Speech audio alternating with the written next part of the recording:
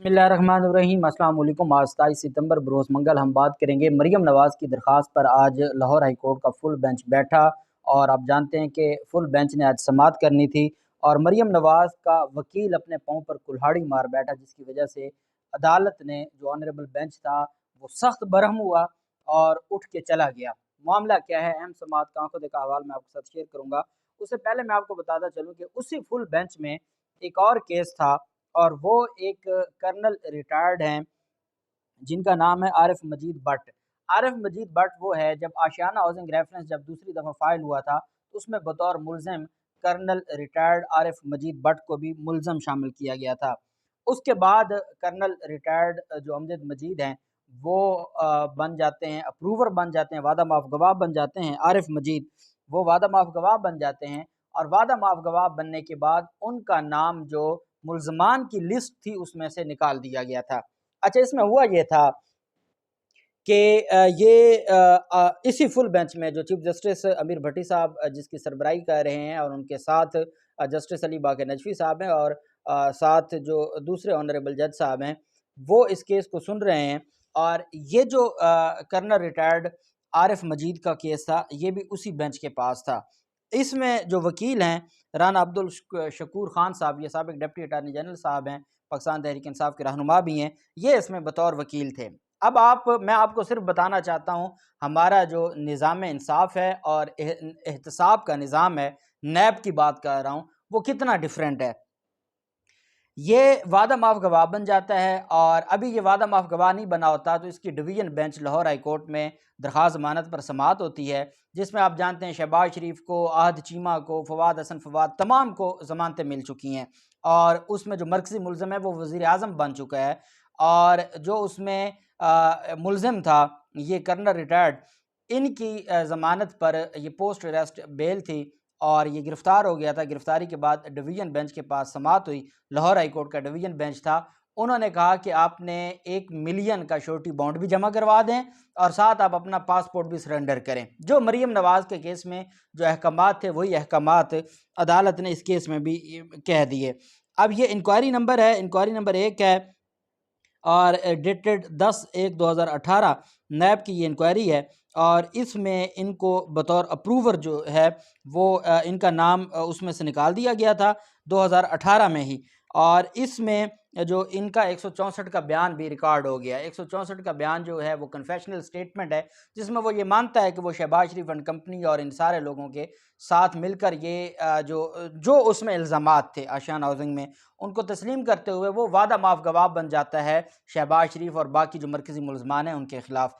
चूंकि वो वादा माफ गवाह बन जाता है, 164 की स्टेटमेंट दे देता है, उसकी हद तक उसका जो नाम था रेफरेंस में मुल्ज़मान की लिस्ट में वो ख़त्म कर दिया जाता है और बाकायदा जो है वो उनका नाम लिस्ट से निकाल दिया जाता है नैब की तरफ से और उनको जो है वो अप्रूवर बना लिया जाता है। वो अपना बयान भी रिकॉर्ड करवा देता है। उसके बाद 2019 में वो पहली दफ़ा एक रिट पिटीशन फाइल करता है और उसमें वो कहता है जी कि मुझे पासपोर्ट वापस दिया जाए, जिस पर अदालत डायरेक्शन दे देती है कि आप चले जाएं चेयरमैन नैब के पास, चेयरमैन नैब आपकी बात सुनेगा। 2019 से लेकर 2022 तक वो चेयरमैन नैब के पास धक्के खाता रहा, उसको वहाँ पर जो पासपोर्ट वापस ना मिला, उसने दोबारा रिट फाइल कर दी। लाहौर हाई कोर्ट में जस्टिस अली बाक़र नजफ़ी साहब और जस्टिस अनवारुल हक पन्नू साहब, ये 2 रुकनी बेंच है, उनके पास समाअत हुई, उस पर नैब ने जवाब जमा करवाया। अब इस बंदे का कहना यह है कि मुझे वन टाइम परमिशन चाहिए, जैसे नवाज शरीफ को वन टाइम परमिशन मिली थी और उन्होंने कहा कि मैं मुल्ज़िम भी नहीं रहा, मेरे खिलाफ केस ख़त्म हो गया है, मैं वादा माफ गवाह बना हूँ और मुझे बतौर अप्रूवर तस्लीम कर लिया गया, मेरा बयान रिकॉर्ड कर लिया गया, मैं आशियाना हाउसिंग रेफरेंस में बतौर गवाह पेश हो रहा हूँ। ऐसे में मेरे खिलाफ जो केस है अब इसको ख़त्म कर दिया गया है नैब की तरफ से। तो मेरी जो ज़मानत थी उसमें जो मेरा पासपोर्ट आपने रखा हुआ है वो बराए मेहरबानी मुझे वापस कर दें और मुझे इजाज़त दें वन टाइम कि मैं यहाँ से चला जाऊँ। और वो कहते हैं कि मेरी अमरीकन पाकिस्तानी नज़ाद अमरीकी शहरी हैं मेरी वालदा और 84 साला वो बुज़ुर्ग खातून है, मैं एक दफ़ा जाके उनकी अयादत कर रहा हूँ। एक दफ़ा वो कहते हैं कि दिसंबर 2022 में मेरा पासपोर्ट एक्सपायर हो जाएगा, मुझे इजाज़त दे दें मैं हो आऊँ। उस पर नैब जवाब जमा करवाता है कि जी ये नहीं जा सकता, इसको पासपोर्ट वापस नहीं मिलना चाहिए। ये वो मुलजिम है जिसके खिलाफ केस ख़त्म कर दिया है, जिसका मुलजमान की लिस्ट से नाम ख़त्म कर दिया, जो वादा माफ गवाह बन गया है। नैब ने खुद वादा माफ गवाह बना है, वो 2019 से धक्के खा रहा है कि जी बराए मेहरबानी मुझे पासपोर्ट वापस दे दिया जाए। और पहले लाहौर हाई कोर्ट ने उसको भेज दिया चेयरमैन नैब के रहमो करम पर। जब वहाँ से कुछ नहीं हुआ, 2022 में वो एक और रिट फाइल करता है। उस रिट में उसको नैब जवाब देता है कि जी नहीं, इसको पासपोर्ट वापस नहीं मिलना चाहिए। इतने में मरियम नवाज का केस लाहौर हाई कोर्ट में आ जाता है और अली बाग के नजफी साहब और जो बाकी ऑनरेबल जो जज साहब हैं, अनवारुल हक पुन्नू साहब, वो ये केस भिजवा देते हैं फुल बेंच में कि क्योंकि पासपोर्ट वापसी का केस मरियम नवाज का भी लगा हुआ है, तो इसको भी हम फुल बेंच में भिजवा देते हैं और फुल बेंच ही इसको सुनेगा। अब मरियम नवाज की वजह से जो ये पिटिशनर है, ये इसको भी रिलीफ मिल जाना है। उसकी वजह यह है कि मरियम नवाज के खिलाफ इंक्वायरी है, वो इंक्वायरी अभी पेंडिंग है, वो उसमें मरकजी मुलजिमा हैं और उन्होंने वो पासपोर्ट नैब के पास नहीं बल्कि रजिस्ट्रार लाहौर हाई कोर्ट के पास अपना पासपोर्ट सरेंडर किया था। यहाँ नैब के पास सरेंडर किया गया है।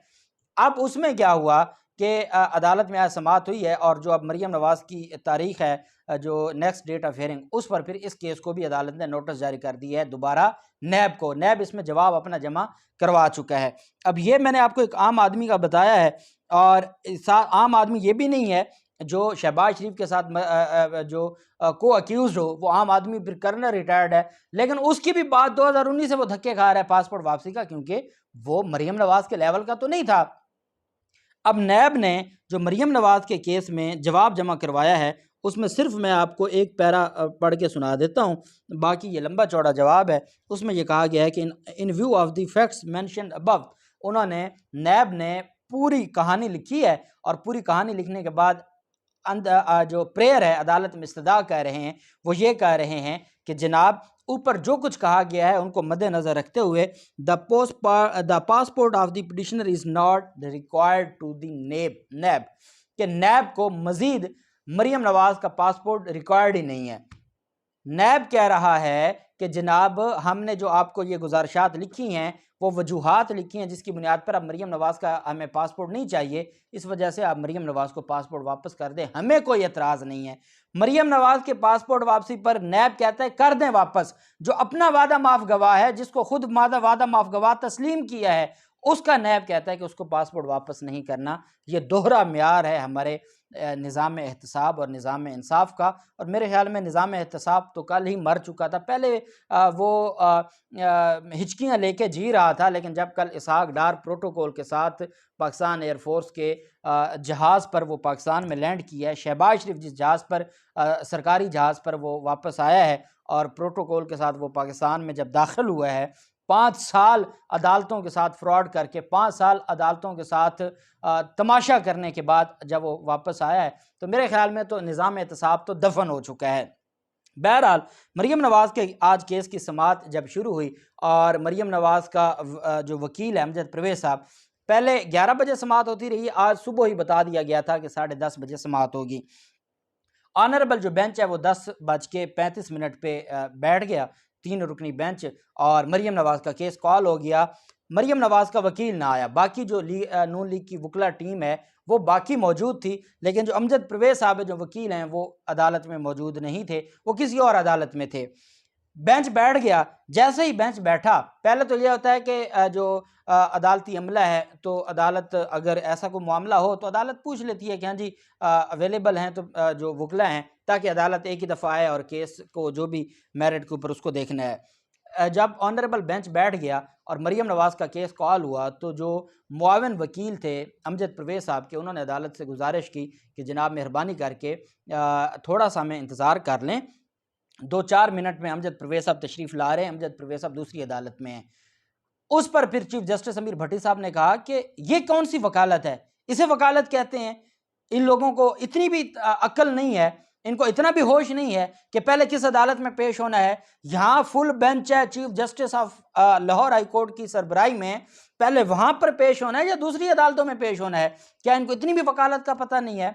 होता ये है कि जैसे अगर एक ही टाइम पे 2 केस लगे हों, डिवीज़न बेंच में केस लगा हो और सिंगल बेंच में लगा हो, तो हमारी कोशिश होती है पहले डिवीज़न बेंच में जाएँ और डिवीज़न बेंच में हम सिंगल बेंच को कह सकते हैं कि डिवीज़न बेंच में वकील साहब मसरूफ़ हैं। ये नहीं कह सकते कि डिवीज़न बेंच में जी के वकील साहब सिंगल बेंच में मसरूफ़ हैं।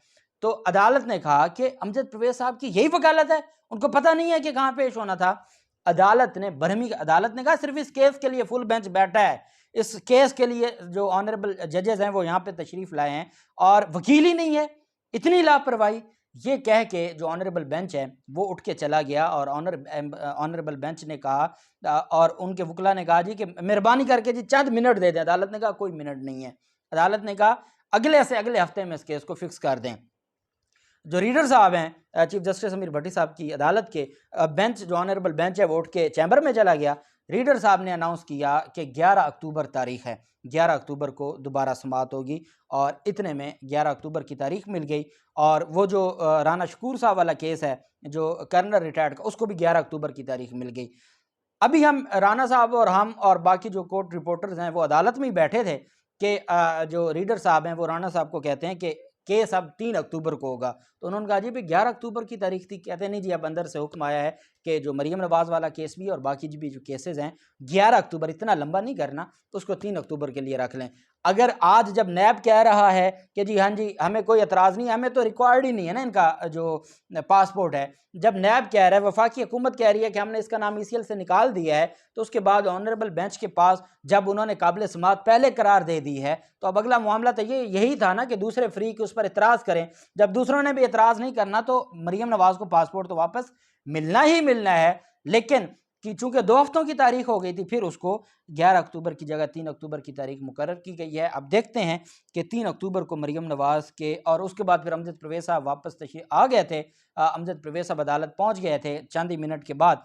तो फिर उनको बताया अदालती अमले ने कि जी ऑनरेबल जो बेंच है वो शदीद बरहम हुआ है और बरहमी का इज़हार करते हुए वो उठ के चला गया है और अब 3 अक्टूबर को अदालत लगेगी। देखते हैं 3 अक्टूबर को क्या होता है। जो भी तफसीलात होंगी आपके साथ शेयर करते रहेंगे। अल्लाह पाक पाकिस्तान का हामी नासिर हो।